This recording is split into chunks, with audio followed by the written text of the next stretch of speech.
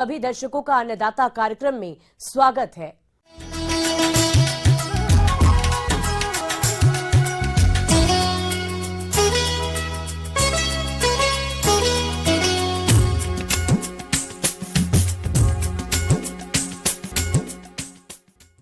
मौसम में बदलाव होते ही पान की खेती करने वालों किसानों के लिए काफी परेशानी होने लगती है, क्योंकि इस समय अनेक प्रकार कीट और रोग पान की फसल लगने लगते हैं और पत्तियों की क्वालिटी खराब कर देते हैं, जिससे किसानों को भारी नुकसान होता है। ऐसे में किसान थोड़ा सतर्क रहते हुए समय से इनका नियंत्रण कर ले तो होने वाले नुकसान से बच सकते हैं। तो चलिए पान की फसल में पौध सुरक्षा के बारे में जानते हैं कृषि विज्ञान केंद्र जाले दरभंगा के farm manager doctor Chandan Kumar से।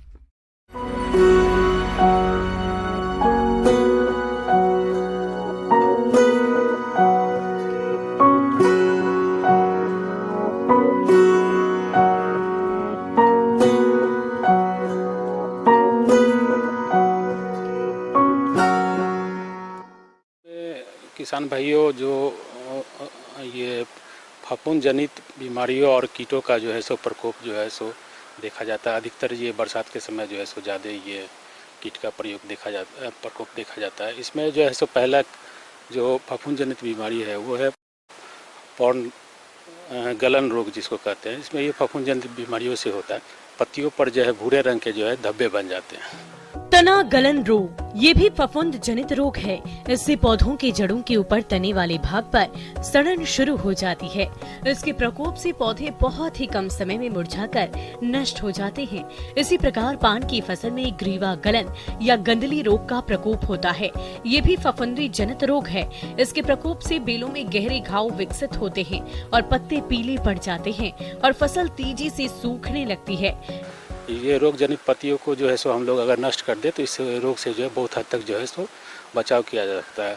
उसके बाद इसमें जो है 0.5% जो है सो बॉर्डेक्स मिक्सचर का जो है स्प्रे कर सकते हैं। इस रोग के रोकथाम के लिए जो है सो जहाँ किसान भाई पान लगाए हुए हैं वहाँ जो है सो जल निकासी की उचित व्यवस्था करें और इसके रोकथाम के लिए जो है सो सॉइल में बॉर्डेक्स मिक्सचर का जो है ड्रेंचिंग कर सकते हैं। उसके बाद एक रोग है पुर्निल आसित रोग। ये भी फफूंद जनित रोग है। ये छोटे सफ़ेद धब्बे के रूप में जो है सो पत्तियों पर दिखता है। इसके उपचार के लिए जो है हम लोग गंधक का जो है सो प्रयोग कर सकते हैं। और एक रोग है कि पर्णचित्ती रोग देखा गया है, उसमें वो भी फफूंद जनित रोग है। इसके लिए जो है सो छोटे जो है काले धब्बे के रूप में जो है सो ये दिखता है पत्तियों पे। इसके उपचार के लिए जो है बेविस्टिन जो है हम लोग 2 ग्राम जो है सो प्रति लीटर पानी में घोल बना के जो है स्प्रे कर सकते हैं। इन रोगों की रोकथाम के लिए बरीजों में जल निकासी की उचित व्यवस्था करें। बरीजों में से रोगी पौधों को जड़ सहित उखाड़ कर नष्ट कर दे। साथ ही बोड्रो मिश्रण में भूमि संशोधन करें। फसल पर रोग लक्षण दिखने पर 0.5% बोड्रो मिश्रण का घोल बनाकर छिड़काव करें। रोग की उग्रता अधिक होने पर फसल पर डाइथेन M45 का 2 ग्राम प्रति लीटर पानी की दर से घोल बनाकर छिड़काव करें। उसके अलावा जो पान के फसल में कुछ कीटों का प्रकोप देखा गया है। इसमें फिर मीली बग लगता है। पत्तियों पे जो है सो व्हाइट कलर का जो है सो कीट दिखेगा। पान की फसल में मिली बग कीट प्रकोप भी होता है। ये कीट हल्के सफेद रंग का अंडाकार आकार का होता है। इसकी लंबाई 5 सेंटीमीटर होती है, जो सफेद चूर्णी आवरण से ढका होता है। यह कीट समूह में होता है और पान के पत्तों और पौधों के कोमल भागों का रस चूसकर नुकसान पहुंचाते हैं। इस कीट का सर्वाधिक प्रकोप वर्षा काल में होता है। इससे पान के फसल को काफी नुकसान होता है। सफेद मक्खी कीट, ये कीट भी पान की पत्तियों का रस चूसती है। इसके प्रकोप से पान बेल का विकास रुक जाता है और पत्ते हरी माहीन होकर बेकार हो जाते हैं। बीटल बाइन बग, ये कीट जून से अक्टूबर माह के मध्य दिखाई देता है। ये कीट पान के पत्तों को खाता है तथा पत्तों पर छिद्र बनाता है। ये पान की शिराओं के बीच के उत्तकों को खा जाता है, जिससे पत्तों में कुतलन या सिकुड़न आती है और अंत में बेल सूख जाती है। इन कीटों की रोकथाम के लिए नीम का तेल 5 मिलीलीटर प्रति लीटर पानी में घोलकर छिड़काव करें। साथ ही फसलों के बीच चिपचिपे प्रपंच लगा दें ताकि कीट इनमें फंस जाए। रस चूसक कीटों का अधिक प्रकोप होने की दशा में मेलाथियन 1 मिलीलीटर प्रति लीटर पानी में घोलकर छिड़काव करें। इसके अलावा 0.02% रोगार या डेमोक्रान का छिड़काव पत्तों पर करें। इसके लिए जो है सो हम लोग मालाथियन डस्ट का जो है सो पत्तियों पर स्प्रे कर सकते हैं। इसके अलावा किसान भाई जो पान जहाँ लगाते हैं वहाँ जो है जल निकासी की उचित व्यवस्था रखें और बार बार अपने जो है सो पान जहाँ लगाए हुए वहाँ पे बार बार जाके जो देखते रहें। किसी प्रकार का रोग और कीट अगर दिखे तो निकटतम कृषि विज्ञान केंद्र में संपर्क कर सकते हैं।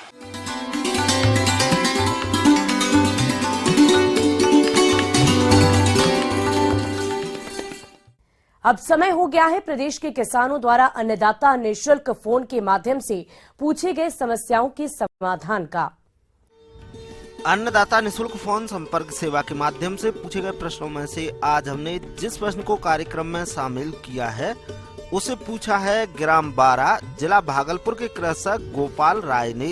ये पपीता की उन्नत किस्में और रोपाई तकनीक के बारे में जानकारी चाहते हैं। तो गोपाल राय जी, आपकी जानकारी के लिए प्रस्तुत है कार्यक्रम का ये अंश।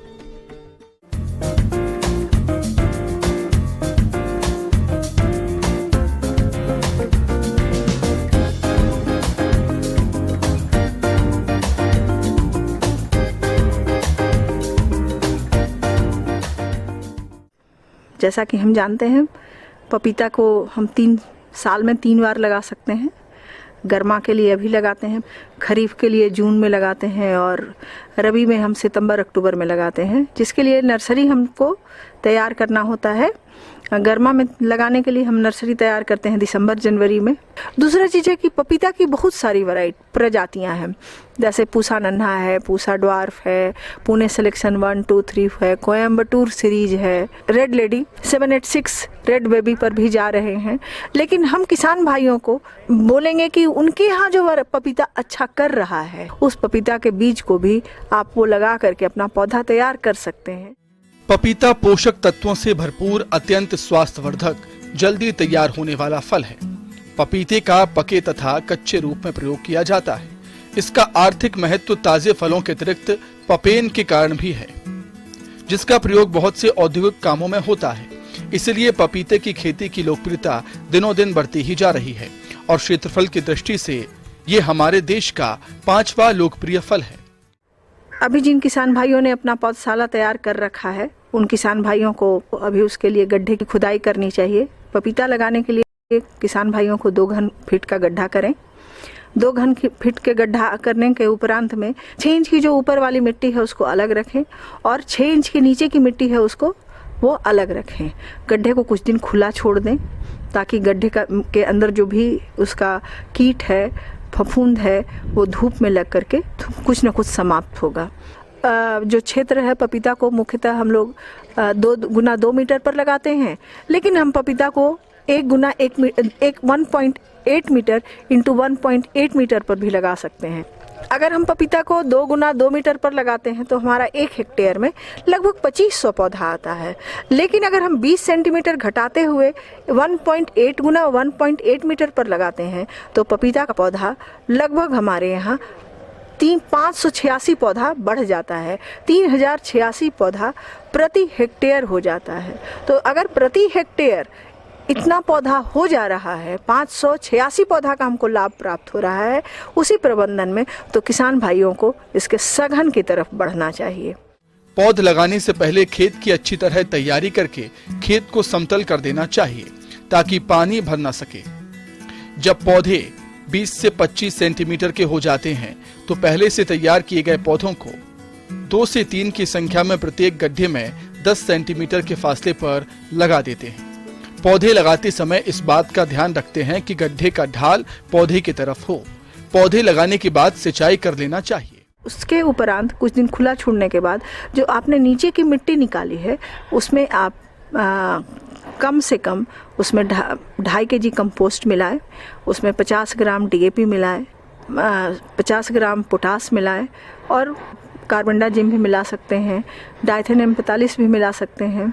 या आप कुछ दिन 2-3 दिन विलम्ब से उसमें ट्राइकोडर्मा विरिडी भी मिला सकते हैं। जो कंपोस्ट वाली मात्रा है उसमें ट्राइकोडर्मा विरिडी मिला दें और कुछ दिन रुक करके इसको पूरे को मिक्सचर को मिला करके गड्ढे की भराई कर दें। नीचे वाली मिट्टी को जो ऊपर 6 इंच का जो मिट्टी निकला था उसको नीचे डाल दें और ऊपरी भाग में मिट्टी बाद में जो मिट्टी निकला है 6 इंच के बाद का मिट्टी जिसमें आपने खाद डाला है, उर्वरक डाला है, उस मिट्टी को ऊपर में डाल दें।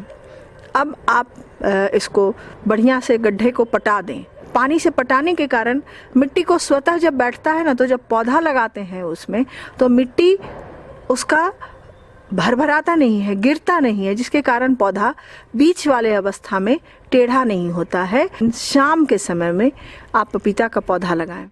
पपीता जल्द फल देना शुरू कर देता है, इसलिए इसे अधिक उपजाऊ भूमि की जरूरत है। अच्छी फसल के लिए 200 ग्राम यूरिया, 250 ग्राम फास्फोरस और 500 ग्राम पोटाश प्रति पौधा की आवश्यकता होती है। इसके अतिरिक्त प्रति वर्ष प्रत्येक पौधे को 15 से 25 किलोग्राम गोबर की सड़ी खाद, 1 किलोग्राम हड्डी का चूरा और 1 किलोग्राम नीम की खली की जरूरत पड़ती है।